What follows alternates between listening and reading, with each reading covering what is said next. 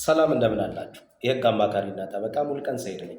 ከጋብቻ በፊት የግል የነበረ ቤት በጋብቻ ውስጥ እያሉ በልማት ምክንያት ቢፈርስና መንግስት ለፈረሰው ቤት ምትክ ቦታ እንዲሁም ደግሞ የካሳ ገንዘብ ቢሰጥ ይህ የተሰጠው ቦታ ላይ የካሳ ገንዘቡን በመጠቀም አዲስ ቤት ቢሰራ ይህ አዲስ ቤት የግል ይሆናል ወይስ የጋራ ይሆናል የሚል ክርክር ሲነሳ ይስተዋላል።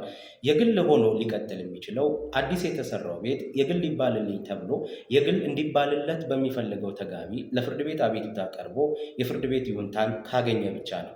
ፍርድ ቤት ቀርቦ ካልጸደቀ ወይም የፍርድ ቤት ይሁንታን ካላገኘ በስተቀር ቀድሞ የግል የነበረው ቤት ወይም ንብረት ፈርሶ በምትክ በተሰጠው ቦታ ላይ የምትክ ገንዘቡን ተጠቅሞ ስለተሰራ ብቻ የግል ይሆናል ማለት አይቻልም። ውጤቱ የጋራ ይሆናል። ስለዚህ የግል እንዲሆንለት የሚፈልግ ሰው ፍርድ ቤት ቀርቦ የግል ይባልልኝ ብሎ ማጸደቅ የግድ ይለዋል። ይህ ካልሆነ ግን የቀደመው ቤት በምትኩ የተሰራ ስለሆነ የተሰራው ደግሞ በጋብቻ ውስጥ እስከሆነ ድረስ የባልና ሚስቱ የጋራ ሀብት ይሆናል ማለት ነው። አመሰግናለሁ። ሀሳቡ ተደራሽ እንዲሆን ኮፒ ሊንክ ሼር ይደረግ። ጥያቄ ካለ ይጠየቅ። መልካም ቀን።